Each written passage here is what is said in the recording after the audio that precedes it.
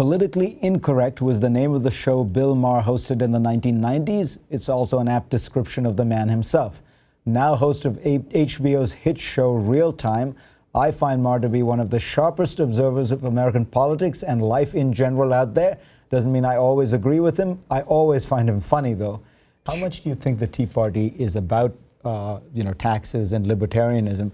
And how much is it about religion? I ask this because, A, I know how much you love the issue of religion, but when you watch Glenn Beck's rally, what's fascinating is mostly about religion. I think he's doing what some people before him have done, like L. Ron Hubbard was a novelist and decided, you know what, it's a much easier gig to be a religious leader. And tax exempt.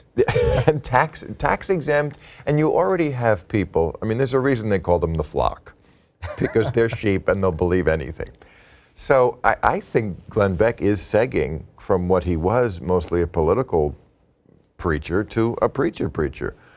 It is an easier gig, and you make more money, Jim Baker kind of money, and so, yeah, I think that could be something. But, the Tea Party, I'm not the first one to notice this, is really an amalgam of a whole bunch of different types of people, and it's some old school John Bircher types, it is some racists, it is actually people who care about the deficit and the debt, as I do, as you do, we all do.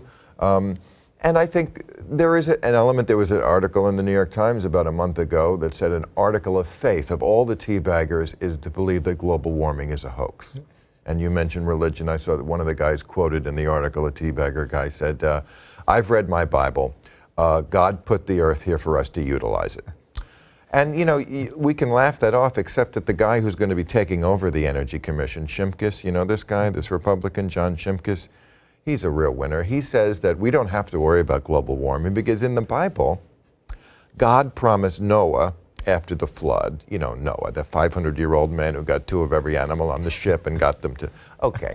He promised Noah after the flood he wouldn't wipe out the world again, so why are we worrying about global warming? I mean, you're a man of the world. What does the rest of the world think of this country? It is embarrassing that we have these yokels who are in charge. They must be laughing at us in almost every world capital when they hear something like that.